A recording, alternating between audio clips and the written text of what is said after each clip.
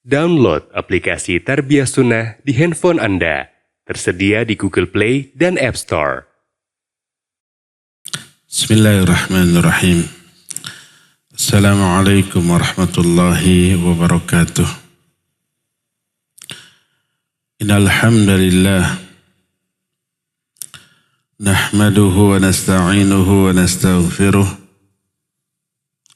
wa na'udzu billah min syururi anfusina was-sayyiati a'malina may yahdihillahu fala mudilla lahu wa may yudlil fala hadiya lahu wa asyhadu an la ilaha illallah wahdahu la syarika lahu wa asyhadu anna Muhammadan abduhu wa rasuluh ya ayyuhalladzina amanu taqullaha haqqa tuqatih wa la tamutunna illa wa antum muslimun wa ba'd.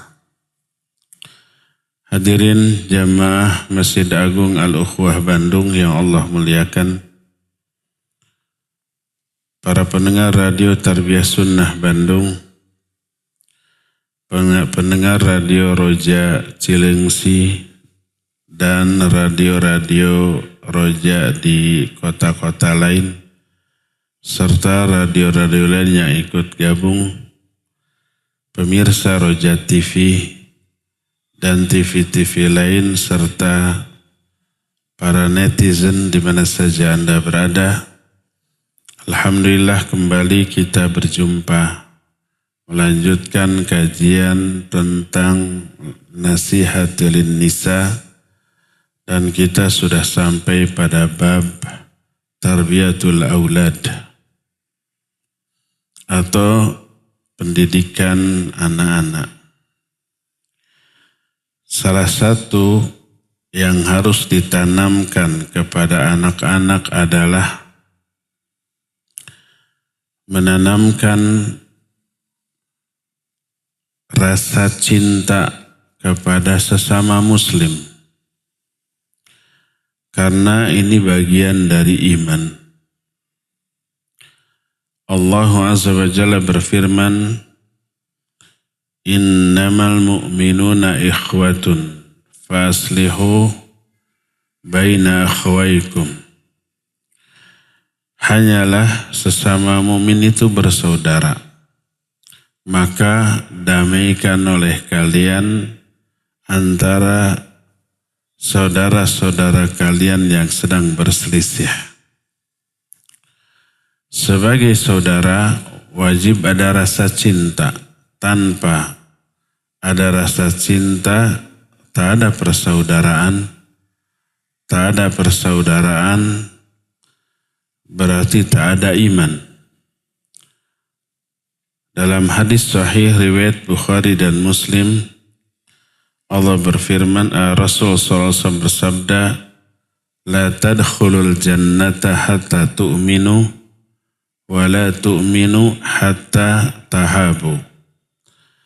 Kalian tidak akan masuk surga sebelum kalian beriman, dan kalian tidak dikatakan beriman sebelum kalian saling mencintai. Jadi saling mencintai merupakan indikasi adanya iman, dan iman kunci masuk surga. Karena itulah maka mencintai sesama mukmin karena Allah termasuk salah satu di antara bukti kesempurnaan iman.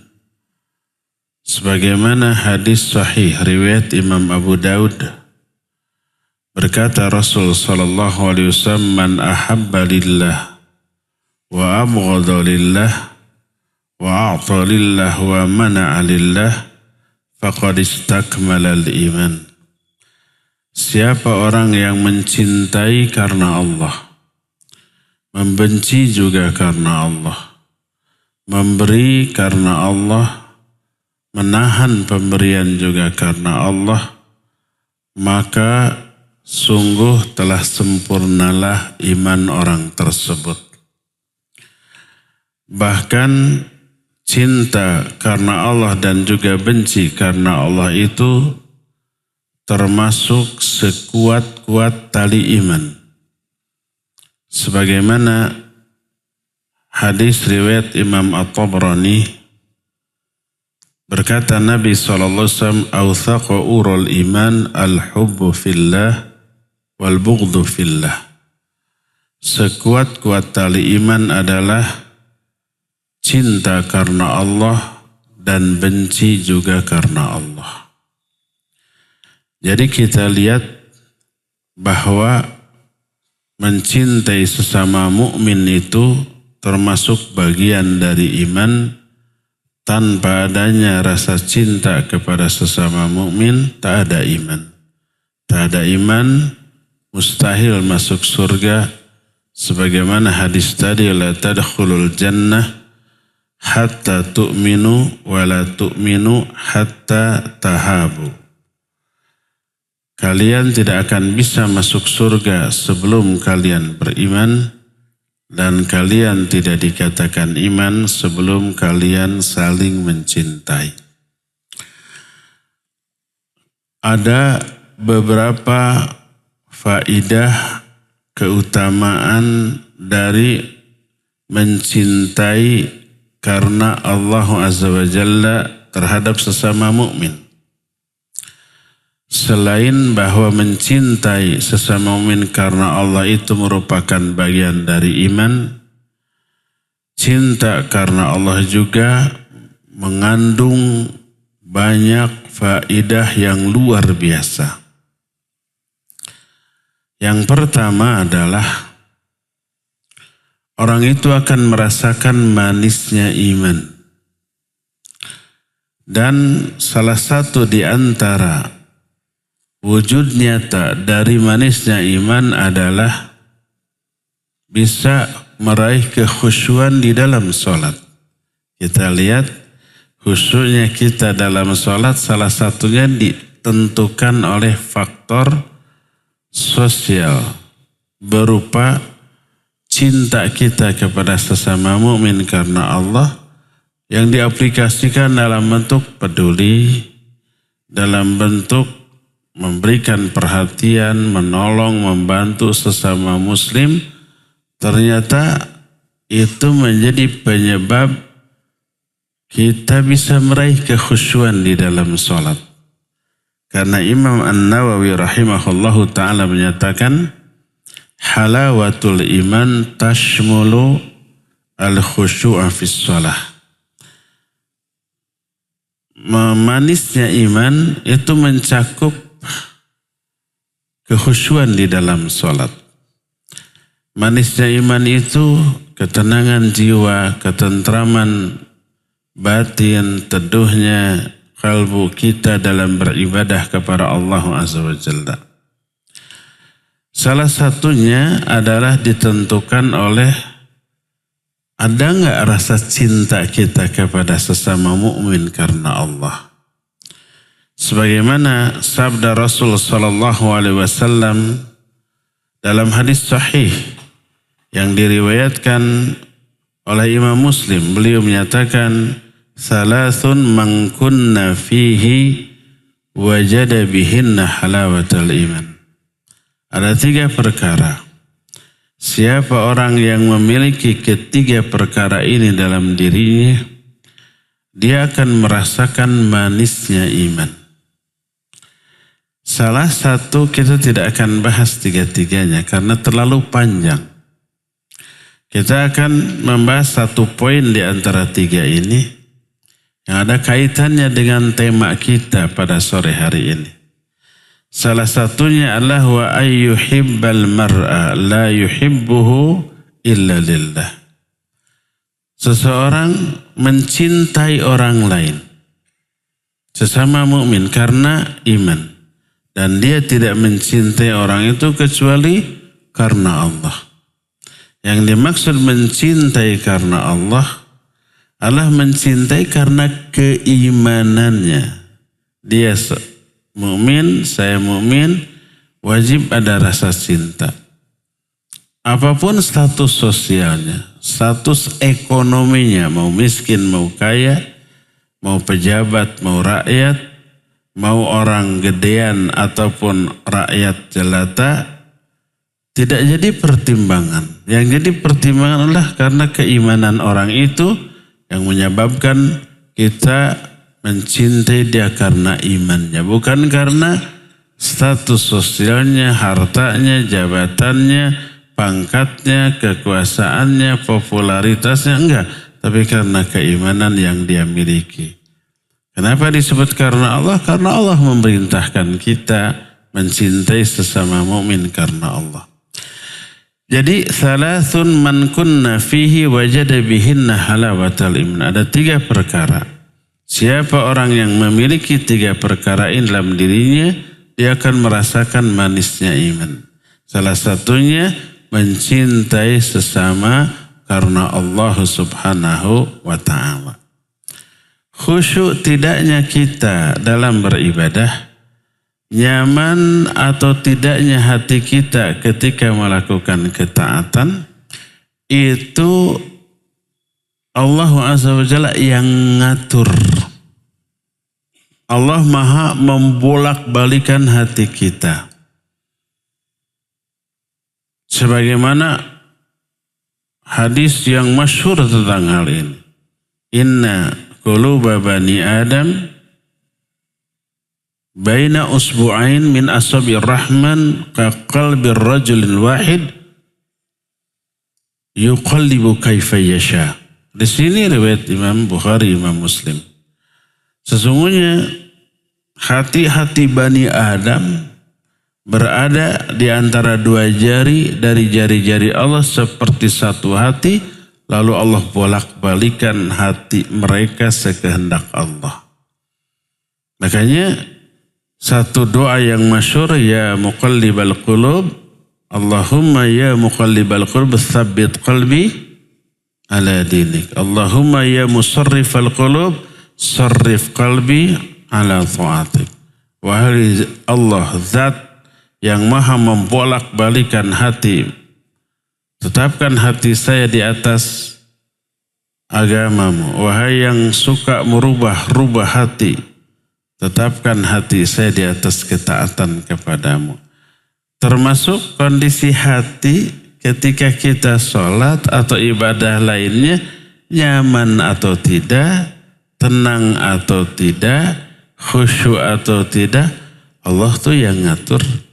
Dan banyak pertimbangan atau sebab bagaimana Allah mengatur hati orang, termasuk ketika ibadah, dikhusyukan atau tidaknya itu Allah yang menentukan. Dan Allah telah memberikan clue kepada kita agar hati kita dikhusyukan oleh Allah ketika ibadah. Coba jalin cinta dan kasih sayang dengan sama mumin karena Allah Azza wa Jalla. Maka ini salah satu pertimbangan atau alasan Allah khusyukkan dia di dalam sholatnya. Mafhum mukhalafah dari hal ini adalah siapa yang masih ada kedengkian, kebencian kepada sama mukmin, maka jangan berharap dia bisa merasakan manisnya iman, bisa merasakan khusyuknya sholat ketika beribadah kepada Allah Azza wa Jalla. Ya. Inilah keutamaan yang pertama dari mencintai karena Allah, yaitu memperoleh halawatul iman. Salah satu wujudnya adalah bisa khusyuk di dalam sholat. Yang keduanya, orang itu akan dicintai pula oleh Allah Subhanahu wa ta'ala. Al-jaza'u min jinsil amal. Balasan akan diberikan sesuai dengan jenis amalan. Jenis amalan kita mencintai sama mumin karena Allah yang merintahkan. Apa akibatnya? Allah akan mencintai kita. Banyak hadis tentang hal ini. Ada hadis qudsi. Salah satunya Allah Azza wa Jalla berfirman, wajabat mahabbati lil mutahabina fiyya. Wajib akan memperoleh kecintaanku. Ini Allah mewajibkan dirinya sendiri untuk mencintai seorang hamba. Wajib akan memperoleh kecintaanku al-mutahabina fiyya, orang-orang yang saling mencintai karena aku. Besar kecilnya kadar kecintaan Allah kepada kita, salah satunya adalah ditentukan oleh seberapa besar rasa cinta kita kepada sesama mukmin. Sebagaimana sebuah hadis sahih riwayat Imam Muslim dalam kitab sahihnya. Berkata Rasul sallallahu alaihi wasallam, "Innar rajula zara akhan lahu fillahi fil qaryatil ukhra fa arsalallahu ilaihil malak." Ada seseorang yang berkunjung kepada saudaranya di kota lain. Allah mengutus satu malaikat kepada dia. Malaikat yang Allah utus berupa orang. Maka orang jelmaan malaikat ini bertanya, "Aina turid, mau kemana kamu?" Orang itu menjawab, "Uridu an azuru akhi fulanan." Saya mau berkunjung ke saudara saya namanya si fulan di kota itu tuh. Ditanya, "Apakah kamu memiliki kepentingan bisnis atau duniawi kepada dia?" Dia jawab, "Tidak." "Kamu punya oleh-oleh makanan yang akan kamu berikan kepada dia?" "Tidak." "Falima, lalu untuk apa kamu? Kenapa kamu berkunjung kepada saudaramu?" Dijawab oleh orang itu, "Inni uhibbuhu fillah." Aku berkunjung kepada dia karena aku mencintai dia karena Allah. Jadi motivasi berkunjung itu karena silaturahmi, karena didorong rasa cinta kepada sama saudaranya karena Allah. Akhirnya malaikat ini buka kartu. Kata dia, "Innallaha arsalani ilaika liyukhbiraka bi annahu yuhibbuka lihubbika iyyahulah." Sesungguhnya Allah telah mengutus aku kepada engkau untuk mengabarkan kepadamu bahwa dia mencintai kamu karena kecintaanmu kepada saudaramu karena Allah. Jadi orang itu dicintai oleh Allah, salah satu penyebabnya adalah karena orang itu cinta kepada sesamanya, karena Allah Azza wa Jalla. Karena itu raih kecintaan Allah Azza wa Jalla melalui mencintai sesama hamba Allah Subhanahu wa Ta'ala, sesama manusia, sesama mukmin karena Allah Subhanahu wa Ta'ala. Sebagaimana diterangkan juga dalam salah satu hadis perkataan Imam Hasan Al-Basri rahimahullahu ta'ala. Imam Hasan Al-Basri menyatakan, "Inna ahabba ibadillahi ilallah alladzina yuhibbuna Allah ila ibadi wa yuhibbuna ibadallahi ilallah wa yas'auna fil ardi bin nasihah." Sesungguhnya hamba Allah yang paling dicintai oleh Allah adalah orang-orang yang mencintai Allah melalui kecintaan dia kepada saudaranya. Dan orang-orang yang mencintai sesama hamba Allah karena Allah. Lalu dia berupaya berjalan ke sana kemari di muka bumi untuk memberikan nasihat kepada sesama saudaranya. Karena nasihat ini adalah agama. Ad-dinun nasiha, ad-dinun nasiha, ad-dinun nasiha. Agama ini nasihat, agama ini nasihat, agama ini 3 kali. Lalu ditanya oleh para sahabat, "Liman ya Rasulullah?" Bagi siapa nasihat ini? Agama ini nasihat bagi siapa? Dijawab, "Lillahi wali kitabihi wali rasulihi wali a'immatil muslimina wa amatihim. Agama ini nasihat bagi 5 pihak. Nasihat bagi Allah, bagi kitabnya yaitu Al-Quran, bagi Rasulnya, bagi imam-imam kaum muslimin, dan bagi umumnya kaum muslimin. Agama ini nasihat bagi 5 pihak tersebut. Termasuk nasihat bagi Allah, bagi Quran, dan bagi Rasulnya. Loh, kok bisa agama ini nasihat bagi Allah? Masa Allah dinasihati, Rasulnya dinasihati, kan gitu. Kenapa? Ada pertanyaan itu. Karena selama ini kita memahami nasihat itu dengan makna wejangan, kan gitu ya. Guru memberi nasihat kepada muridnya.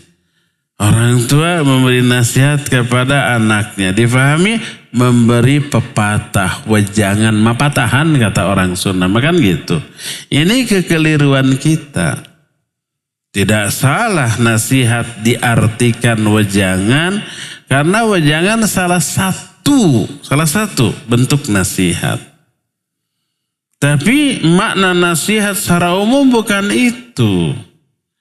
Makna nasihat secara umum adalah badlul khair lil mansuhi lahu. Melakukan, memberikan kebaikan kepada pihak yang dinasihati. Nasihat kepada Allah, melakukan kebaikan kepada Allah. Beribadah, mentauhidkan Allah, dan seterusnya. Nasihat kepada kitabnya, melakukan kebaikan kepada Al-Quranul Karim. Laksanakan isi kitab itu, perintahnya, jauhi larangannya, dan seterusnya. Imani isinya, amalkan isinya, ajarkan isinya. Kepada Rasul juga begitu. Kepada imam kaum muslimin juga begitu. Kepada sesama kaum muslimin, memberi nasihat kepada sama kaum muslimin artinya melakukan banyak kebaikan kepada sesama kaum muslimin. Itu nasihat. Salah satu kebaikannya wejangan, iya. Makanya Imam Hasan Al-Basri menyatakan wa yas'auna fil ardi bin nasihah. Berupaya di muka bumi untuk memberikan nasihat kepada sama muslim, maknanya menyebar kebaikan kepada mereka. Ini sebaik-baik hamba Allah. Sebaik-baik hamba Allah adalah orang yang mencintai Allah melalui kecintaannya kepada sesama hamba Allah Azza wa Jalla. Jadi kita lihat salah satu di antara faidah mencintai sesama muslim adalah dicintai oleh Allah. Cintai Allah melalui kecintaan kita kepada sesama muslim. Apa untungnya dicintai oleh Allah? Ya jelas untunglah ya. Jangankan oleh Allah, dicintai oleh sama manusia saja untungnya gede banget. Apalagi manusia itu manusia berkuasa, manusia kaya raya, manusia berpangkat, manusia memiliki jabatan tinggi lalu mencintai kita, ya jelaslah untung. Ini yang mencintai raja di raja, penguasa semesta alam, pengatur hidup dan kehidupan. Kita dicintai olehnya luar biasa. Allah memberikan komitmen kepada orang-orang yang sudah dicintai dalam hadis qudsi riwayat Imam Bukhari dalam kitab Sahih Bukhari, fa idza ahbabtuhu kuntu sam'ahu alladhi yasma'u bih wa basarahu alladhi yubsiru bih wa yadahu allati yabtashu biha wa rijlahu allati yamshi biha wa in sa'alani la'ataituhu. Kalau aku sudah mencintai seorang hamba, aku akan menjadi pendengarannya, dengannya lah dia mendengar. Aku akan menjadi penglihatannya, yang dengannya lah dia melihat. Aku akan menjadi kedua tangannya, yang dengannya lah dia bertindak. Aku akan menjadi kedua kakinya, yang dengannya lah dia melangkah. Kalau dia minta sesuatu kepadaku, pasti akan aku beri. Kalau dia butuh perlindungan, pasti akan aku berikan perlindungan. Jadi lihat keuntungan orang yang dicintai oleh Allah. Dan salah satu penyebab Allah mencintai kita adalah karena kecintaan kita kepada sesama saudara. Ya, inilah salah satu di antara faidah mencintai sesama muslim, akan kembali dicintai oleh Allah Subhanahu wa ta'ala. Faidah yang kedua.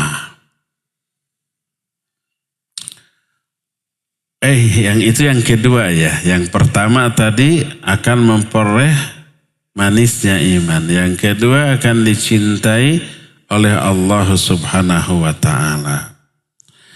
Faidah yang ketiga, orang itu termasuk salah satu orang yang akan dinaungi di bawah arsy Allah di alam mahsyar pada hari kiamat. Kita tahu setelah kita dibangkitkan dari alam kubur kita, setelah kiamat nanti kita dikumpulkan di padang luas. Disebut mahsyar. Mahsyar itu tempat ngumpul. Dalam kondisi yang mengenaskan. Telanjang, tak ada satu benang pun yang menutupi aurat kita. Tak bersendal, tak berkhitan, matahari dekat. Semua manusia berkumpul. Sejauh mata memandang tanah rata. Tak ada gunung, tak ada lembah, tak ada pohon, tak ada tenda, tak ada bangunan. Semuanya sama. Matahari 3 mil, panasnya gak ketulungan. Orang berkeringat dan terendam oleh keringatnya. Ada yang terendamnya semata kaki, sebetis, sepinggang, ada juga yang sampai setelinganya. Semua orang menderita. Sampai semua orang ingin segera lepas dalam situasi seperti itu dan minta mencari syafaat. Datang ke Adam, datang ke Nuh, datang ke Musa, terus sampai akhirnya datang kepada Nabi Muhammad SAW. Semua nggak bisa ngasih syafaat kecuali Nabi SAW. Di antara miliaran manusia yang menderita saat itu, ada beberapa gelintir orang yang merasakan kenyamanan. Mereka tidak takut di saat semua orang takut. Mereka tidak merasa sedih di saat semua orang sedih. Mereka merasakan kenyamanan di saat semua orang merasakan kengerian. Mereka merasakan keteduhan di saat semua orang merasa kepanasan. Di bawah naungan arsy. Salah satu hadis sahih riwayat Imam Bukhari dan Imam Muslim berkata Nabi SAW.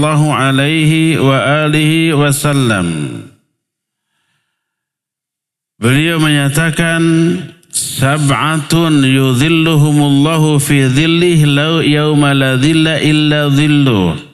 Ada 7 golongan manusia yang akan dinaungi oleh Allah pada hari yang gak ada naungan lain di hari itu selain naungan Allah. 7 golongan.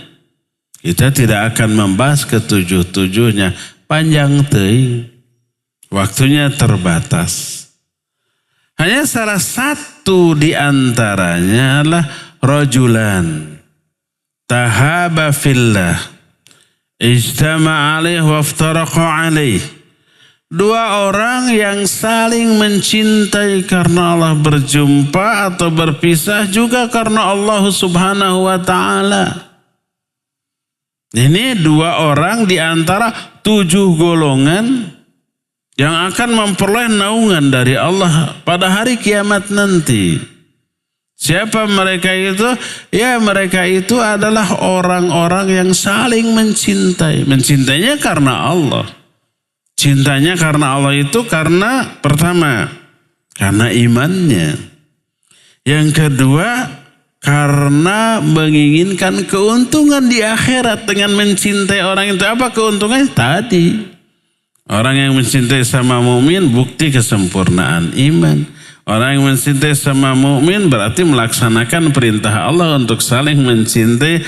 Orang yang mencintai sesama mukmin tadi sudah dikatakan akan memperoleh halawatul iman, akan dicintai oleh Allah. Nah itu tuh murni ikhlas mencintai itu bukan karena kepentingan duniawi, bukan cinta karena dia kaya siapa tahu kecipratan, bukan cinta karena dia berkuasa siapa tahu dia angkat jadi jabatan tertentu, bukan, tapi lillahi ta'ala. Jadi orang tersebut mencintai orang lain dengan niat lillahi ta'ala. Maka Allah akan berikan naungan. Di bawah naungan Allah pada hari kiamat nanti. Plus, nah ini yang luar biasa nih. Orang tersebut di akhirat keistimewaannya itu diberikan, di satu riwayat disebut kursi, di riwayat lain disebut mimbar. Ada banyak riwayat tentang hal ini dengan lafaz yang berbeda-beda, tapi temanya sama. Dan hadis itu sahih derajatnya. Kata Nabi SAW, tunsabu li ta'ifati minan nas karasiyu haulal arsy yaumal qiyamah. Akan disiapkan di sekeliling arsy beberapa buah kursi pada hari kiamat. Dalam riwayat lain manabir min nur, beberapa mimbar dari cahaya, bercahaya. Baik kursi atau mimbar, dua-duanya fungsinya sama, yaitu untuk duduk. Mimbar untuk duduk. Karena mimbar berbeda ya dengan podium. Kalau di belakang saya ini bukan mimbar tapi podium. Mimbar Rasul SAW dalam riwayat Ibnu Athir, kana mimbaru Rasul SAW 3 darajat, qama fi tsaniyah wa qa'ada ala tsalitsah. Mimbar Rasul SAW itu ada 3 tangga, 3 tingkat. Beliau suka berdiri di tangga yang kedua ketika khutbah dan duduk di tangga ketiga. Di tengah-tengah khutbah Jumat yang 2 kali, duduknya di tangga yang ketiga. Beliau so'adal mimbar, naik ke atas mimbar. Maksudnya ya naik 1 tingkat, 2 tingkat, lalu berdiri untuk beri khutbah. Duduk di tingkat yang ketiga. Mimbar salah satunya tempat duduk. Kursi juga jelas tempat duduk. Tunsabu li ta'ifati minan nas karasiyu haulal arsy yaumal qiyamah. Maka disiapkan, ditegakkan beberapa buah kursi di hadapan manusia di sekeliling arsy pada hari kiamat. Alaiha kaum, di atas kursi atau mimbar tersebut ada berapa kaum? Ada ditempati oleh orang-orang spesial, orang-orang istimewa. Wujuhuhum nurun kal qamari lailatal badr.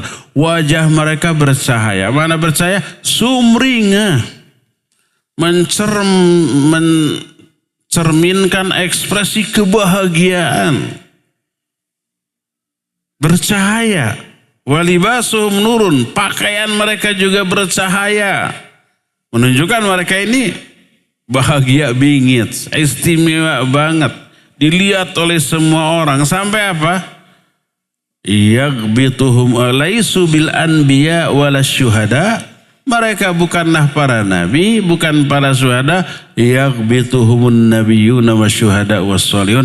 Tapi para nabi, para syuhada, orang-orang soleh merasa kabita, tergiur, kepengen, teriming-imingi oleh kedudukan mereka. Ini di akhirat. Para sahabat penasaran siapa mereka ini, seistimewa itu. Lalu mereka bertanya, man haula'i ya Rasulullah, sifhum lana ya Rasulullah. Siapa mereka itu wahai Rasulullah? Terangkan sifat-sifat mereka kepada kami wahai Rasulullah. Nah, dijawablah oleh Nabi SAW. Ternyata mereka itu bukan orang yang kriterianya sholatnya hebat, saumnya luar biasa, ibadahnya di atas rata-rata. Tidak. Tapi mereka diistimewakan seperti karena hubungan sosial yang bagus. Dilandasi oleh rasa cinta kepada sesama. Rasul SAW menyatakan mereka memiliki 5 sifat, 5 karakter. Lihat, 5 karakternya itu merupakan apa? Hubungan sosial yang baik. Kata Rasul SAW, humul mutahabuna fillah.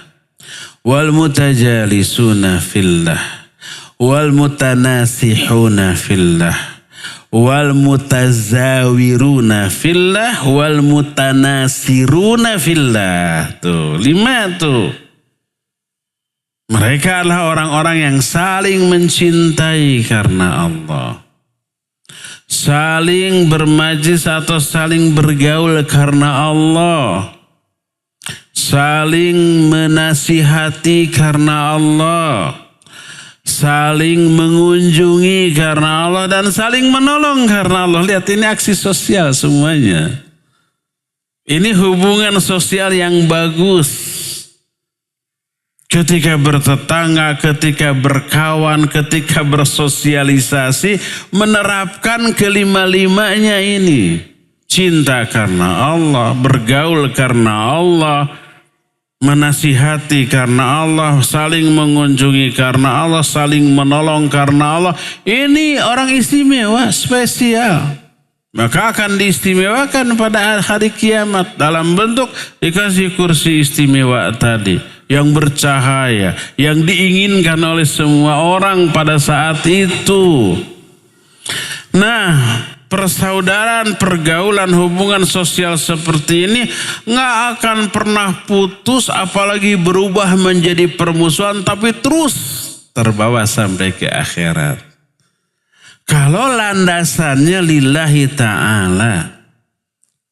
Adapun kalau bukan lillahi ta'ala, setiap pertemanan, persaudaraan, persahabatan berubah menjadi musuh. Mungkin menjadi musuh di dunia, minimal menjadi musuh di akhirat, walaupun di dunia sampai mati tetap bersahabat. Tapi karena urusan dunia. Allah Azza wa Jalla berfirman dalam Al-Quran, Al-akhillau yawma'idin.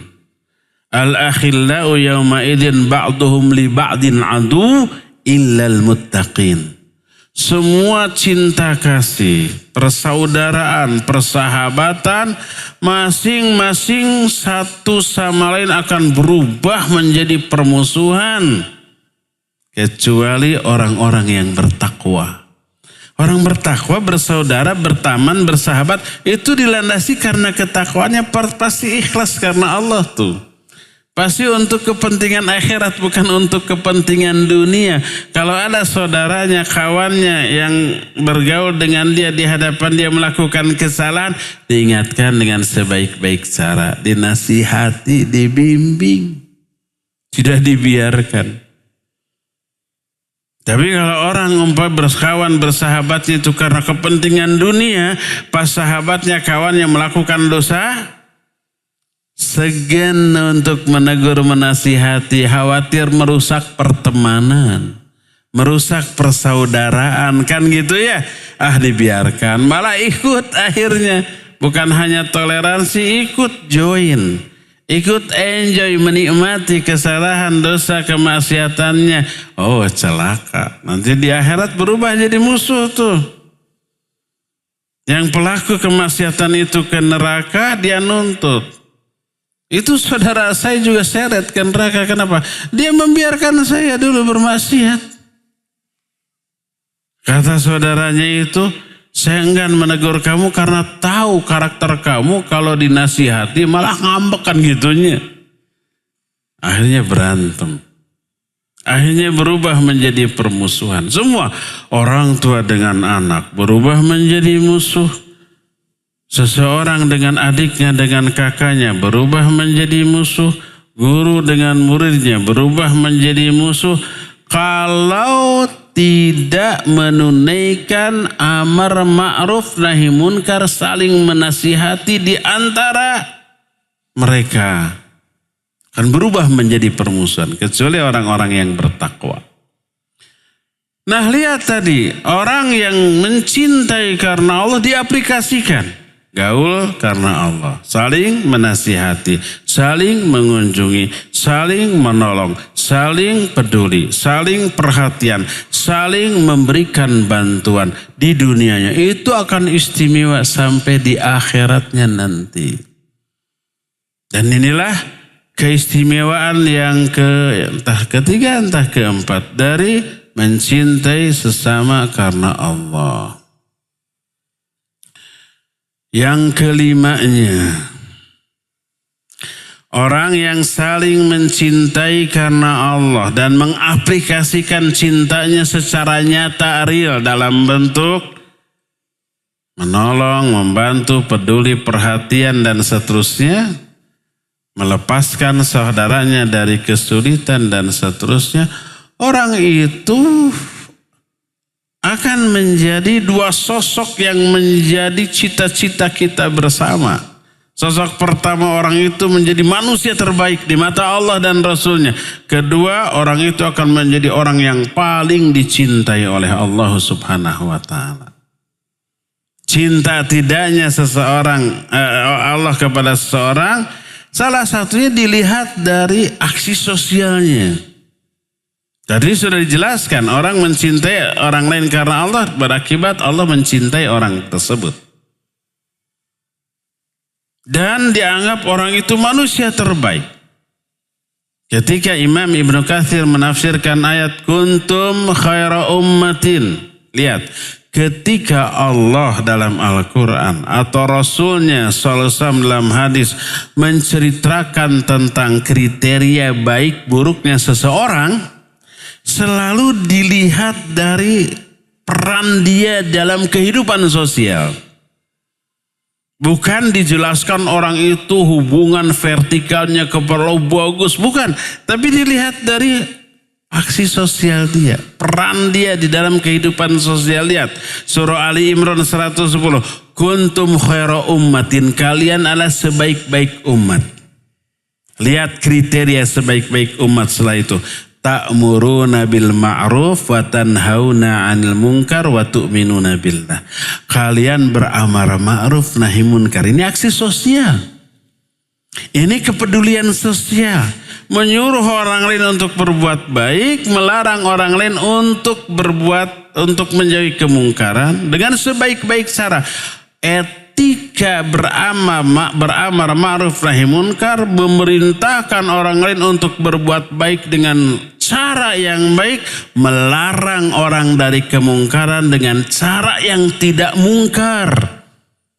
Menyuruhnya baik, melarangnya juga dengan sebaik-baik cara melarang. Dan itu yang menjadi penyebab umat itu digelari oleh Allah dengan sebutan khairu ummah, kuntum khairu ummah, ukhrijat linnas. Kalian sebaik-baik umat yang dilahirkan ke tengah manusia. Lihat kriterianya. Kalian beramar ma'ruf nahi munkar. Ini aksi sosial. Ketika menerangkan ayat ini, Imam Ibnu Katsir mengutip hadis riwayat Imam Bukhari. Khairun nas, sebaik-baik manusia, anfa'uhum linnas. Orang yang paling banyak memberi manfaat kepada manusia lain. Yang paling bermanfaat. Memberi manfaat dengan hartanya, dengan tenaganya, dengan ilmunya. Kalau dia punya dengan jabatannya, dengan kekuasaannya, dengan pangkatnya, dengan barang yang dimilikinya, dengan makanan yang diberikannya. Dan semua itu lillahi ta'ala. Innama nut'imukum liwajhillah la nuridu minkum jazaa'a wala syukura. Kami memberi makan kepada kalian itu liwajhillah, hanya untuk memperoleh wajah Allah, ikhlas. La nuridu minkum jazaa'a wala syukura. Kami tidak mengharapkan balasan atau ucapan terima kasih, tenuhun-nuhun adsan. Makanya kalau orang Arab mereka berbuat baik kepada kita, lalu kita katakan syukran. Apa jawabnya? La syukra 'alal wajib. Tidak ada ucapan terima kasih untuk sebuah kewajiban. Mereka berbuat baik kepada kita itu kewajiban. Kata mereka nggak perlu beri terima kasih. La syukra alal wajib. La nuridu minkum jazaa wala syukura.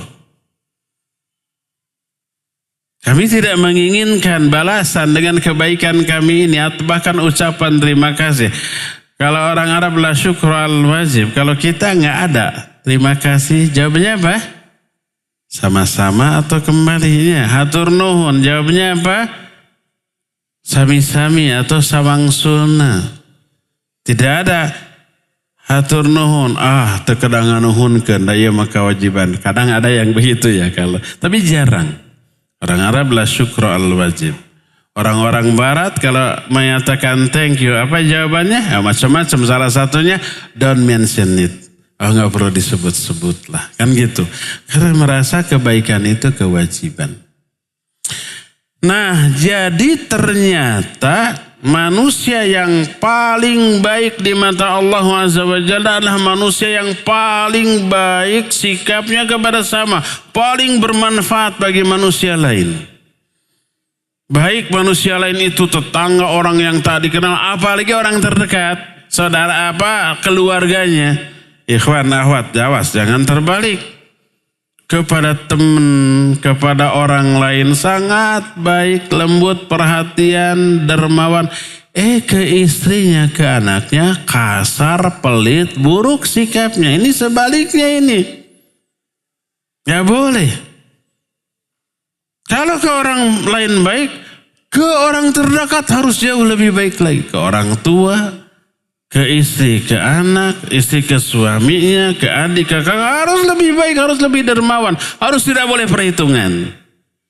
Kata Nabi SAW, khairukum li ahli wa ana khairukum li ahli. Sebaik-baik kalian adalah orang yang terbaik sikapnya kepada saudaranya, kepada keluarganya, ke istrinya dan ke anak-anaknya.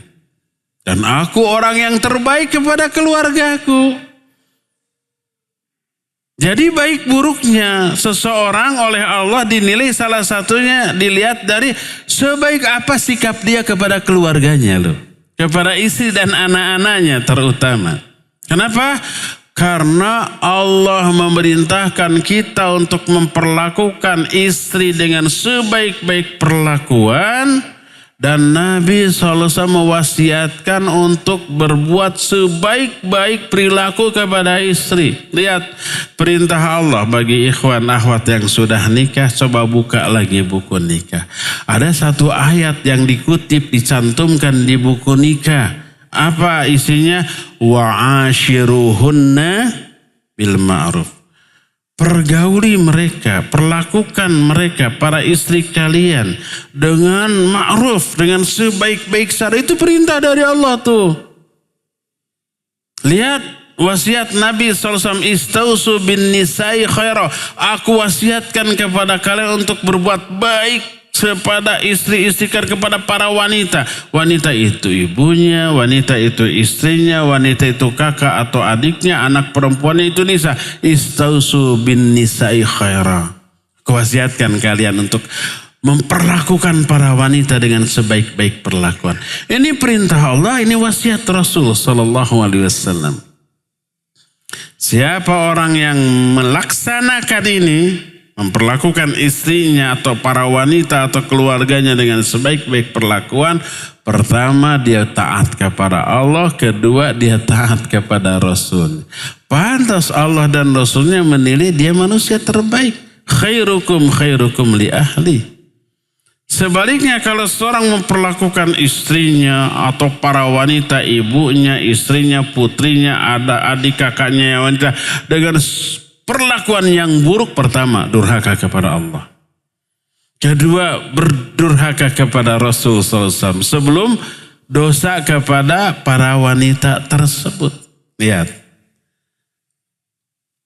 Jadi baik buruknya seseorang dilihat dari sikap dia kepada sesama manusia. Kepada keluarganya, kepada sahabatnya, kepada sesama mukmin, dan itu kriteria kebaikan seseorang di mata Allah dan Rasul-Nya. Dilihat dari sikapnya kepada sesama muslim. Jadi baik buruknya orang dilihat dari seberapa besar manfaat yang dia berikan kepada orang lain dari dirinya, baik dengan uangnya, dengan makanannya, dengan barang yang dimilikinya, dengan tenaganya, dengan idenya, dengan ilmunya. Pokoknya di-share dengan niat yang lillahi ta'ala. Tak heran kalau orang yang terbaik tersebut lalu menjadi orang yang paling dicintai oleh Allah. Ini sosok kedua. Jadi orang yang mencintai sesama muslim lalu mengaplikasikan kecintaannya dalam bentuk memberi manfaat, menolong, care, peduli, perhatian. Pertama, dia akan menjadi manusia terbaik di hadapan Allah. Yang kedua, menjadi manusia yang dicintai oleh Allah. Kata Rasulullah SAW dalam hadis sahih riwayat Imam At-Tabrani, inna ahabba ibadillahi ilallahi anfa'uhum. Sesungguhnya hamba Allah yang paling dicintai oleh Allah adalah yang paling bermanfaat bagi manusia lain. Ya terbaik, ya dicintai. Setiap kali Rasul SAW menceritakan orang terbaik selalu karena aksi sosial. Tadi disebutkan ya, manusia yang terbaik di antara kalian yang terbaik ke istrinya, ke keluarganya. Lihat, khairukum man ta'allamal Qur'an wa 'allamahu.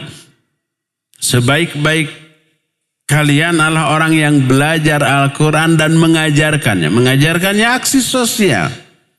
Khairukum man at'amat ta'am. Sebaik-baik kalian adalah orang yang suka berbagi makanan kepada sesama kalian. Ini juga aksi sosial. Dan aplikasi cinta kepada sama muslim adalah amalan-amalan yang paling dicintai oleh Allah. Tak heran kalau pelakunya termasuk orang yang paling dicintai oleh Allah.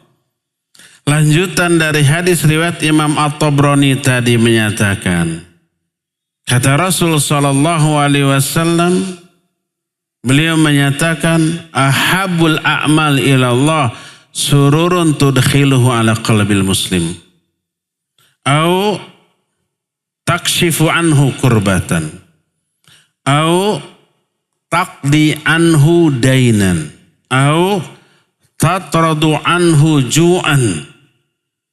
Amal yang paling dicintai oleh Allah adalah memasukkan kebahagiaan kepada hati sesama muslim. Ini wujud cinta kita kepada sesama muslim, bahagiakan mereka. Atau kamu melepaskan kesulitan dari diri mereka. Atau kamu melunasi atau melunaskan hutang mereka. Atau kamu menghilangkan kelaparan dari diri mereka. Lihat, empat-empatnya ini aksi sosial. Membahagiakan orang lain aksi sosial. Membantu orang lain untuk lepas dari kesulitan. Juga aksi sosial. Melunasi atau melunaskan hutang mereka. Kalau mereka berhutang ke kita dan tidak mampu kita lunaskan. Kalau mereka berhutang kepada orang lain ditagih terus dan mereka nggak punya, kita bayarin. Ini juga aksi sosial, menghilangkan kelaparan dari diri mereka. Kita kasih makanan. Ini juga aksi sosial. Lihat, ini amalan yang paling dicintai oleh Allah. Empat-empatnya adalah wujud cinta, kasih, perhatian, kepedulian kita kepada sesama muslim. Lalu di akhir hadis ini Nabi SAW menyatakan, "Fawallahi li an amsya ma'akhi fi hajatihi ahabbu ilayya min an a'takifa fi masjidi hadha syahra." Demi Allah, kalau aku berjalan bersama saudaraku untuk membantu dia memenuhi kebutuhan dunianya, lebih aku sukai daripada iktikaf di masjidku ini selama 1 bulan. Iktikaf di Masjid Nabawi sebulan, segimana itu pahalanya? malamnya tahajud, ibadah segala macam, siangnya juga seperti itu, dilakukan sebulan di Masjid Nabawi, di mana pahalanya lipat gandakan berapa kali? 1000 kali lipat. Sebulan. Kebayang gedenya. Tapi kata beliau, aku lebih suka berjalan bersama saudaraku untuk membantu dia dalam memenuhi kebutuhan dunianya. Bayangkan, makna lebih suka maknanya aktsaruhu ajra, lebih besar pahalanya. Lihat, jangan abaikan aksi sosial, disebut dengan amalan muta'addi. Amalan muta'addi itu amalan yang manfaatnya terasa kepada orang banyak. Ternyata itu adalah wujud nyata dari cinta dan kasih sayang kita kepada sesama muslim. Maka tak heran apabila Allah ngabibita, mengiming-imingi kita, memotivasi kita untuk peduli kepada sesama. Menolong, melepaskan mereka dari kesulitan, diiming-imingi. Dalam bentuk apa? Dalam bentuk Allah memberikan balasan yang sama dengan jenis perbuatan kita. Al-jaza'u min jinsil amal. Kalau amalan kita menolong orang lain, nanti Allah akan menolong kita. Kalau amalan kita melepaskan orang lain dari kesulitan, Allah akan melepaskan kita dari kesulitan dunia akhirat. Kalau amalan kita meringankan orang lain dalam satu urusan, nanti urusan kita oleh Allah juga akan diringankan. Man yassara musliman yassarahullahu fid dunya wal akhirah. Siapa orang yang memudahkan urusan orang lain, Allah akan permudah urusan dia dunia akhirat. Man nafasa an mu'minin kurbatan nafasallahu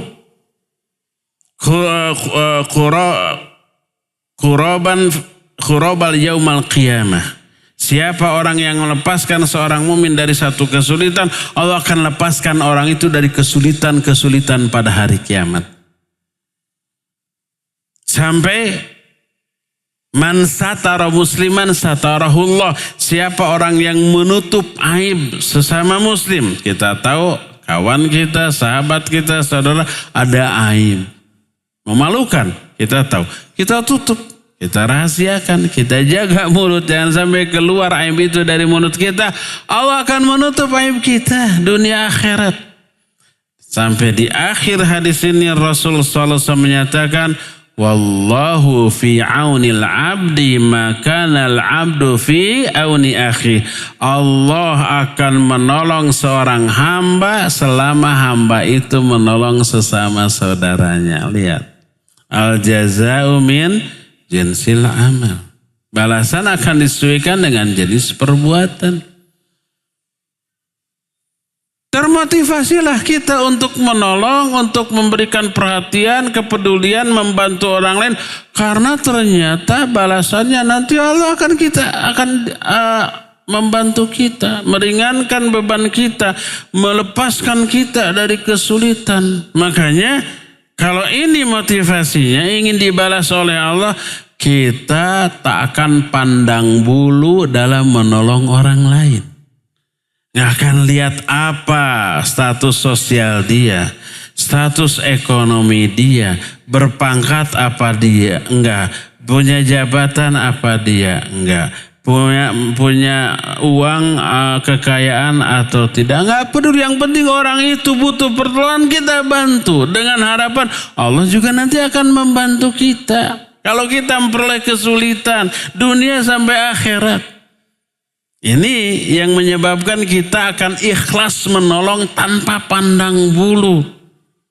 Bahkan orang yang miskin, orang yang susah, kadar kesusahan penderitaannya lebih gede, lalu kita tolong, itu yang lebih membahagiakan dirinya. Itu kadar pertolongan yang luar biasa besarnya. Ini yang menyebabkan prinsip yang diterangkan dalam surah Al-Insan tadi atau Ad-Dahr tadi menyatakan innama nut'imukum liwajhillah la nuridu minkum jazaa'a wala syukur. Kami memberi makan kepada kalian, menolong kalian hanya untuk wajah Allah. Kami tidak mengharapkan balasan atau bahkan ucapan terima kasih lillahi ta'ala. Karena kalau kita menolong, membantu, mengharapkan balasan, pertama, tidak semua orang bisa membalas. Kedua, tidak semua orang yang bisa membalas mau membalas. Ketiga, kalau toh orang itu mau dan mampu membalas, tidak seberapa balasannya hanya di dunia. Tapi kalau Allah yang membalas, Allah pasti mampu membalas dan pasti Allah mau membalas. Balasannya luar biasa. Tidak hanya di dunia tapi sampai ke akhirat nanti. Lihat bagaimana Allah dan Rasulnya memotivasi kita untuk memberikan kepedulian sosial, aksi sosial kepada sama manusia agar dilakukan secara tulus dan ikhlas.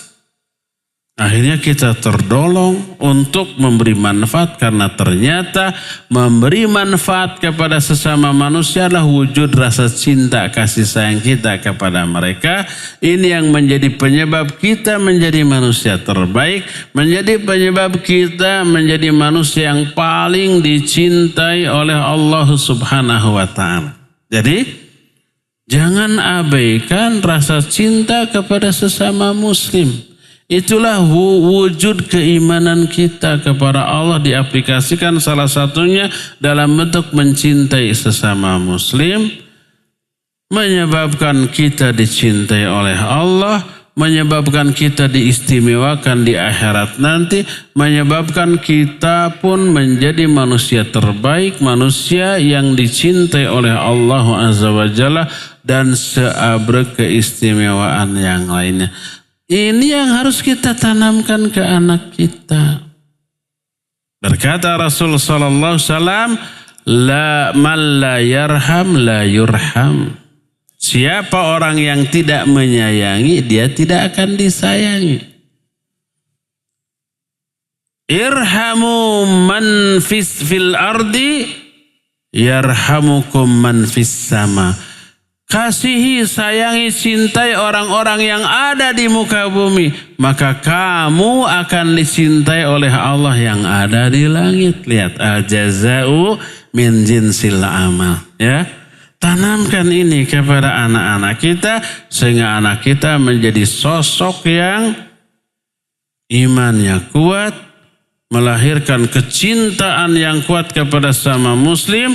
Dan itu mendorong mereka untuk melakukan aksi sosial yang tulus, ikhlas karena Allah, hanya karena ingin dibalas oleh Allah, tidak hanya di dunia, sampai di akhirat nanti. Ya, inilah ikhwan, azanillah wa iyyakum, kajian kita pada sore hari ini cukup sampai di sini.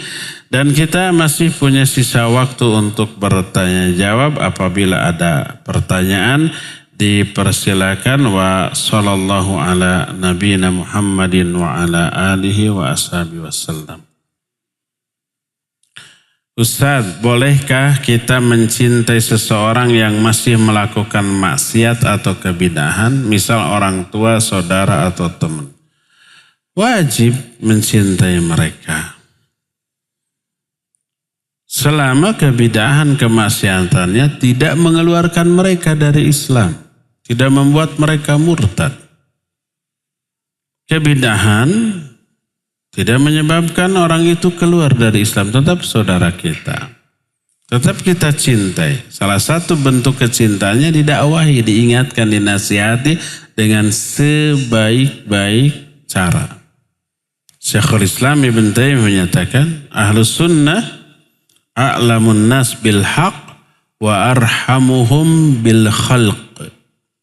Ahlus Sunnah adalah manusia yang paling mengetahui kebenaran dan paling mencintai sesama makhluk. Status dia sebagai orang yang paling tahu tentang kebenaran mendorong dia untuk memberi nasihat, mengingatkan, berbagi ilmu, Dan status dia sebagai manusia yang paling penyayang kepada sama makhluk mendorong dia untuk berdakwah, mengajar dengan cinta dan kasih sayang. Dengan cara yang sebaik-baik cara, yang hikmah, yang lemah lembut. Menghindari celaan, hinaan, ejekan, apalagi vonis gitu ya, enggak. Itulah wujud rasa cinta kita kepada saudara kita yang terjerumus ke dalam dosa, terjerumus ke dalam kemaksiatan. Nggak boleh dicela. Suatu saat Abu Darda melihat ada seorang yang sedang dicela oleh kawannya karena orang ini melakukan kesalahan. Dicela oleh kawan. Oleh Abu Darda dinasihati. Lalu diberikan ilustrasi. Bagaimana pendapat kalian kalau saudara kalian ini masuk ke dalam sumur karena kelalaian dia. Sumurnya jangan dibayangkan sumur di kita paling 5 meter, 10 meter. Ini sumur di Saudi, sumur di Jazirah Arab. Dasarnya juga nggak kelihatan. Dalam banget gitu. Nyebur ke sana, nyemplung ke sana. Karena kelalaian, mungkin kepleset, mungkin jalan kalau zaman sekarang sambil main-main HP, di depan ada sumur, nyebur. Apa yang harus kalian lakukan? Mereka menjawab, pasti kami bantu untuk mengeluarkan mereka. Nah itu. Kalau saudaramu terjerumus ke dalam kemaksiatan, bantu dia untuk keluar dari maksiat itu. Ya pernah kita umpamanya ada orang teman kita masuk sumur ditanya, kenapa kamu bisa masuk sumur? Tadi saya jalan sambil main HP nggak tahu ada sumur makanya nyemplung. Lalu kita celah, makanya lain kali kalau jalan hati-hati pakai mata kan gitu. Apakah begitu? Enggak. Pokoknya kita mana tambang, mana tetangga, ayo selamatkan dulu kan gitu. Tidak dicela dulu atas kesalahannya. Selamatkan dulu. Setelah selamat, baru boleh ditanya, kenapa tadi sampai nyebur? Saya tadi jalan sambil main HP. Lalu nasihati, lain kali hati-hati. Maka akan diterima kalau sudah selamat naik ke atas. Kalau masih dalam sumur ditanya, terus disalahkan, makanya nanti lain kali hati-hati. Bukan itu yang dibutuhkan. Cepat selamatkan dulu. Seperti itulah kita menemukan saudara kita yang terjerumus ke dalam dosa dan maksiat. Jangan dicela dulu, jangan diejek dulu, jangan diungkit dulu kesalahannya. Bantu keluarkan dulu dia dari nasihat, dari maksiat. Nanti setelah keluar baru dinasihati akan lebih masuk ya. Itu cinta kita kepada sama saudara kita yang terjerumus ke dalam dosa dan maksiat. Ustaz, saya belum berani mendakwahi keluarga secara langsung. Dakwahi secara tidak langsung. Saya hanya mendakwahi melalui potongan dakwah Ustaz di media sosial. Eta gening bisa. Biasanya ada sebagian dari mereka yang melihat. Sebagian besar keluarga saya belajar agama Islam yang banyak melakukan kebidahan. Mohon nasihat. Ingat, dakwah tidak selalu berbagi ilmu. Menyampaikan ilmu bagian dari dakwah, tapi bukan itu. Ajakan yuk kita bareng ke masjid, itu dakwah. Yuk kita bersihkan ini tempat yang kotor, itu dakwah. Yuk kita bantu saudara kita yang kesulitan, itu dakwah. Mengajak orang untuk melaksanakan perintah Allah. Dan semua itu perintah Allah. Termasuk menunjukkan kemuliaan akhlak itu dakwah. Saya sering bilang ikhwan, tunjukkan hasil ngaji dalam bentuk kemuliaan akhlak dalam keluarga. Yang biasanya kita cuek jadi perhatian. Yang biasanya kita sebagai anak kalau belum dipukul sama sapu nggak bangun. Belum, kalau apalagi sapu sudah tidak mempan, kalau belum dibawa reket listrik belum bangun. Sekarang jam 3 bangun. Tahajud dulu. Sebelum subuh sudah pikpek mengerjakan pekerjaan di rumah, ayah ibu yang lain masih nyenyak tidur, dia sudah nyupir, nyuci piring. Dia sudah menghangatkan nasi, menghangatkan lauk pauk. Dia sudah nyuci pakaian, dia sudah nyapu ngepel, dia sudah menghandle semua. Begitu sholat subuh dikumandangkan azan, sudah beres, dia ke masjid.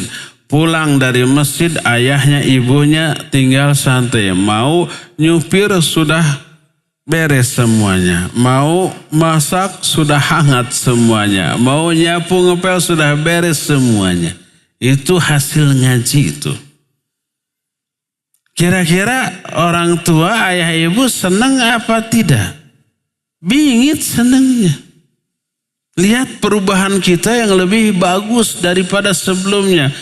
Pasti senang dan heran kok. Masya Allah mama, bapak senang melihat kamu berubah. Kenapa berubah? Sebutkan, ini hasil ngaji. Ini yang saya dapat dari ngaji. Kira-kira ayah ibunya melarang, jangan ngaji lagi kamu. Saya gak mau kamu jadi soleh. Apa begitu? Gak mungkin. Alhamdulillah. Bahwa tuh bapakmu biar soleh. Bahwa adik kakakmu biar soleh. Cerita ke tetangga, anak saya berubah jadi baik. Nanya, kenapa? Ngaji di Uhwah. Oh tolong bawa anak saya. Bisa? Dakwah itu ya. Itulah dakwah. Di dakwah tidak hanya berbagi ilmu. Menunjukkan kemuliaan akhlak. Menjadikan diri sebagai tauladan, contoh bagi yang lain dalam kebaikan. Itu adalah dakwah, dan itu bisa dilakukan oleh semua orang ya. Jangan dipahami dakwah secara parsial, hanya berbagi ilmu semata-mata. Enggak, kalau itu ranah ustaz, ranah orang-orang berilmu. Bagi kita, dakwah kita dalam bentuk perbuatan disebut ad-da'watu bil hal. Dakwah dengan sikap, dengan perbuatan.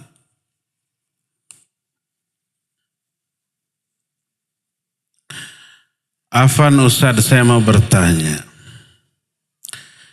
Perasaan saya berapa lama ini merasa dalam kesedihan. Ini bukan bertanya, ini curhat. Terutama soal anak. Qadarullah anak saya sakit dan sering beberapa hari yang lalu pun baru kembali ke rumah setelah dirawat di rumah sakit. Usianya 5 tahun. Dari sakitnya yang sering muncul, yang kali ini saya merasa hancur, bahkan melihatnya pun hati saya sedih dan sakit sekali. Bagaimana caranya agar saya bisa ikhlas bahwa anak hanyalah titipan dari Allah Azza wa Jalla? Taib, barakallahu fiik. Setiap orang pasti punya masalah, kadarnya kadang sama, kadang berbeda, tapi bentuknya yang berbeda. Si penanya barusan, masalahnya, cobaannya, ujiannya dengan diberi anak yang sakit. Yang lain mungkin orang tuanya yang sakit parah. Yang lain mungkin istrinya atau suaminya yang sakit. Dan sakitnya tersebut membuat kita stres, membuat kita depresi, gitu kan? Yang lain masalahnya mungkin kesulitan ekonomi, punya hutang tanpa bunga, ditagih terus. HP-nya selalu ganti nomor, takut ditagih, atau sering dimatikan. Yang lain masalahnya beda lagi. Setiap orang punya permasalahan. Bentuknya yang berbeda. Kadarnya mungkin sama atau lebih parah daripada yang lain. Semua itu musibah. Bagaimana caranya agar kita tidak depresi, tidak stres dengan musibah ini? Ya, taib. Coba dirubah, disetting ulang, di-reset cara berpikir kita dalam menghadapi musibah. Karena semua orang pasti memiliki permasalahan, tapi bentuknya beda, kadarnya mungkin sama atau bahkan lebih. Gimana caranya? Pertama, jadikan musibah ini sebagai sesuatu yang kita yakini, kita pastikan lebih banyak menguntungkan kita daripada merugikannya. Apa keuntungannya? Dengan musibah ini dosa kita gugur. Setiap kali kita melihat saudara kita, keluarga kita sakit, kelihatan menderita, kelihatan dia ini tidak nyaman, membuat kita sakit, sumpek, yakinilah itu menggugurkan dosa dia, menggugurkan dosa kita. Kadang kita meyakini, wah dia ini orang yang kita cinta itu menderita dengan sakitnya gitu. Itu yang membuat kita sedih. Padahal yang bersangkutan mungkin tidak merasakan penderitaan sebagaimana dugaan kita. Dia sudah enjoy ada dengan penyakitnya. Jadi dosa dia gugur, dosa kita juga gugur. Karena kita merasakan ham dan hazan. Merasa resah, gelisah, sedih, risau dan galau. Penyebabnya melihat saudara kita, orang yang kita cintai sakit. Itu gugur dosa. Dosa kita gugur, dosa dia gugur. Itu yang pertama, keuntungan pertama. Kedua, pahala dicurahkan atas kesabaran kita. Wajib kita bersabar menghadapi musibah ini. Selama bersabar pahala. Innama yuwafas sabiruna ajrahum bighairi hisab. Allah hanya akan memberikan pahala kepada orang-orang yang sabar tanpa hisab, tanpa hitung-hitung, digelontorkan dengan jumlah yang sangat banyak. Itu yang kedua. Ketiga, doa kita selama memperoleh musibah dikabul, diterima oleh Allah Azza wa Jalla.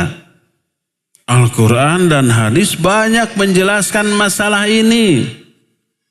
Dalam salah satu hadis qudsi Allah berfirman, Ya ibna Adam, kuntu marida falam ta'udni. Ini salah satu penggalan kalimat dari hadis qudsi yang panjang. Wahai Bani Adam, dulu waktu kalian hidup di dunia aku sakit, tapi kamu tidak melayat aku. Apa kata orang itu? Rabbi, kaifa a'uduka wa anta rabbul alamin. Ya Allah, bagaimana aku bisa membesukmu padahal engkau raja di raja, penguasa semesta alam. Masa Allah sakit gitu ya? Ternyata Allah menjelaskan maksud sakitnya Allah. Kata Allah, amma alimta anna abdi fulanan kana marida falam ta'udhu. Amma alimta in udtahu wajadtani indahu. Tapi bukankah kamu tahu, dulu ada hambaku si fulan sakit, kamu tidak membesuknya, menjenguknya. Padahal kamu tahu kalau kamu menjenguknya, kamu mendapati aku berada di sampingnya. Para ulama di antara Syekh Al-Utsaimin rahimahullah ketika menjelaskan ini, hadis ini menjadi dalil orang yang sakit dekat dengan Allah, Allah ada di sampingnya. Dan kedekatan seseorang dengan Allah mengisyaratkan doanya didengar. Tidaklah Allah dalam Al-Quran atau dalam hadis menjelaskan Allah dekat dengan seorang kecuali selalu berkaitan dengan diijabahnya doa. Al-Quran menyatakan wa idza sa'alaka ibadi anni fa inni qarib ujibu da'watad da'i idza da'an. Surah Al-Baqarah. Kalau hamba-hambaku bertanya kepadamu tentang aku, jawab aku ini dekat. Nah, setelah dikatakan dekat, aku mengijabah doa orang-orang yang berdoa kepadaku. Kedekatan Allah dengan hamba selalu berkaitan dengan apa? Ijabahnya doa. Aqrabu ma yakunu bainal abdi wa baina rabbih wa huwa sajid fa'akthiru fihi doa. Jarak terdekat antara seorang dengan Allah ketika sujud. Perbanyak doa dalam sujud. Karena itu jarak terdekat, dikabul doanya. Orang yang sakit dekat dengan Allah, didengar doanya. Orang yang menderita dekat dengan Allah, didengar. Orang yang kena musibah dekat dengan Allah, didengar. Dikabulkan. Dan ini tidak dimiliki oleh orang yang tidak sedang menderita, tidak sedang kena musibah. Ini yang ketiga. Jadi yang pertama, keuntungan orang yang kena musibah, dosanya berguguran. Makin lama musibahnya, makin hebat musibahnya, makin banyak dan makin besar dosa-dosa yang gugur, pahalanya dicurahkan dengan jumlah yang banyak. Semakin hebat penderitaannya, semakin banyak pahalanya. Al-ajru ala qadril masyaqqah. Pahala akan diberikan sesuai dengan kadar penderitaan yang dialami oleh orang itu. Ketiga, doanya dikabul oleh Allah. Keempat, kemuliaannya itu diangkat lebih tinggi daripada sebelumnya. Nah, poin terakhir yang tidak boleh diabaikan. Seusai musibah ini berlalu, Allah akan ganti dengan 2 kebahagiaan setelahnya. Allah menyatakan, inna ma'al usri yusron, inna ma'al usri yusron. 2 kalimat yang sama diulang 2 kali tanpa perbedaan. Apa maknanya? Setelah 1 kesulitan akan datang 2 kemudahan. Setelah 1 penderitaan akan datang 2 kebahagiaan. Setelah 1 musibah akan Allah berikan 2 kelapangan. Kita tinggal menunggu kebahagiaan, 2 kebahagiaan apa yang Allah akan berikan ke saya setelah musibah ini berlalu. Dan itu memberi optimisme. Lihat betapa banyak keuntungan yang diperoleh oleh orang yang sedang mengalami musibah, apapun bentuk musibahnya ya. Maka dengan meyakini hal tadi, insya Allah semua musibah tidak akan membuat kita stres, depresi, ataupun putus asa, karena meyakini banyak keuntungan yang Allah berikan kepada kita di balik musibah ini. Aduh, ini mah surat sehalaman.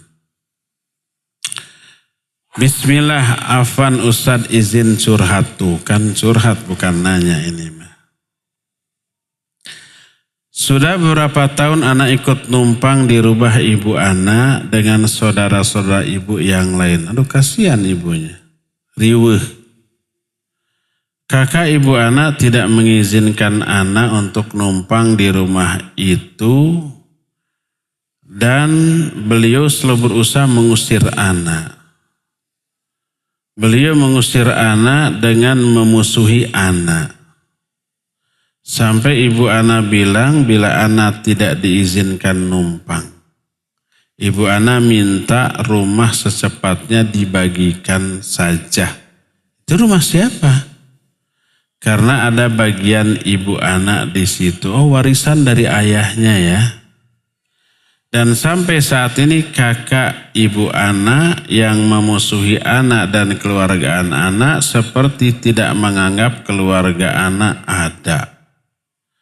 Serumah pun bila bertatap muka beliau selalu memalingkan wajah. Bila ada acara keluarga atau apapun keluarga anak selalu tidak diajak dan tidak dianggap. Apakah yang harus Ana lakukan? Apakah membiarkan saja karena beliau pun yang pertama memutuskan silaturahmi dan anak sekarang hanya fokus pada keluarga anak dan tidak berharap akan pengakuan saudara-saudara ibu. Anak cuekin saja. Ini ikhwan apa akhwat ya? Kalau tulisannya kayak akhwat. Tapi bisa aja ini ikhwan. Ini sudah nikah, sudah berkeluarga apa belum? Taib. Kalau si penanya ini sudah berkeluarga, sebaiknya misah walaupun hanya ngontrak 1 petak 1 kamar.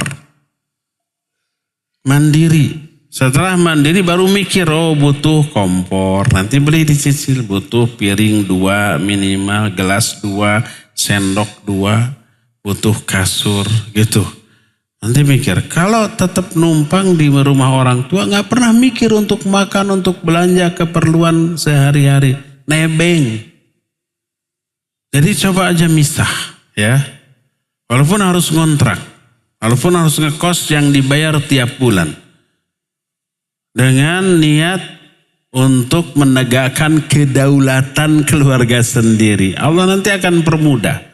Allah akan mudahkan rizkinya untuk itu. Allah akan tolong Walladzina jahadu fina lanahdiyannahum subulan. Orang yang berusaha sungguh-sungguh di jalan kami, Allah akan kami tunjukkan jalan-jalan mudah kepada mereka, ya. Coba misah, ya. Setelah misah, insya Allah semua itu sudah menjadi solusi. Semua masalah tadi hilang. Kedua, saya melihat ketidaksukaan kakak ibu, berarti uwa ya, bude atau pakde. Itu disebabkan karena kita numpang. Jadi rumahnya mungkin satu, ibunya ada, dia ada, saudara-saudara ada, jadi riweuh. Padahal ibunya sudah tua, butuh istirahat, keganggu oleh anak-anaknya, oleh cucunya. Kalau ada cucu yang masih kecil, tak akan pernah beres di rumah, tak akan pernah hening. Ada yang nangis, ada yang berantem, ada yang ketawa ketiwi, menjerit-jerit. Nggak bisa istirahat, padahal udah tua butuh istirahat.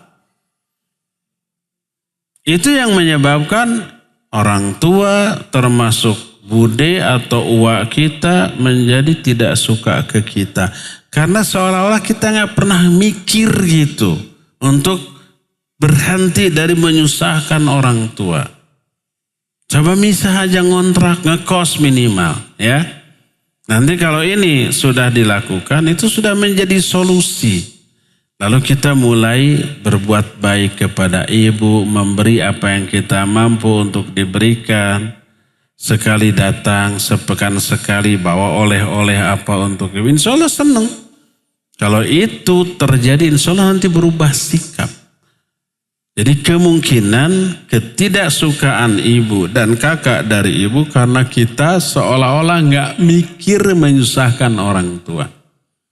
Begitu kita mikir lalu mengambil sikap memisahkan diri, maka insya Allah sikap mereka juga akan berubah, ya. Itu aja saran saya, ya. Wallahu a'lam. Terakhir, saya sedang ta'aruf dengan seseorang. Kami belum bertemu, baru bertukar CV. Dari CV-nya saya belum terlalu tergambar agamanya. Tapi ada akun media sosialnya yang saya bisa lihat wujudnya. Jika saya menolak karena belum berkenan dengan postur tubuhnya, apakah tidak mengapa? Atau saya perlu cari tahu dulu lebih dekat bagaimana agama dan karakternya? Saya ahwat, Ustadz. Kan salah satu di antara data yang dicantumkan dalam CV ketika ta'aruf adalah agamanya. Dilihat dari dia ngaji kemana saja. Ustadz yang dia datangi siapa saja. Sudah berapa lama ngajinya. Dari sana sudah bisa kenilai agamanya. Manhajnya, akidahnya. Lalu kalau ta'aruf kita biasanya ada CV yang standar, ya. Umpamanya bagaimana sholatnya, bagaimana kemampuan baca Al-Qurannya, bagaimana ibadah-ibadah sunnahnya. Biasanya ada dicantumkan. Visi misi dia setelah berkeluarga, ya. Termasuk hobi, termasuk makanan favorit, itu ada dicantumkan untuk apa? Untuk adaptasi nanti dengan pasangannya. Jangan sampai hobinya bertolak belakang. Yang satu hobinya diam di rumah, yang satu hobinya traveling, nggak nyambung nanti.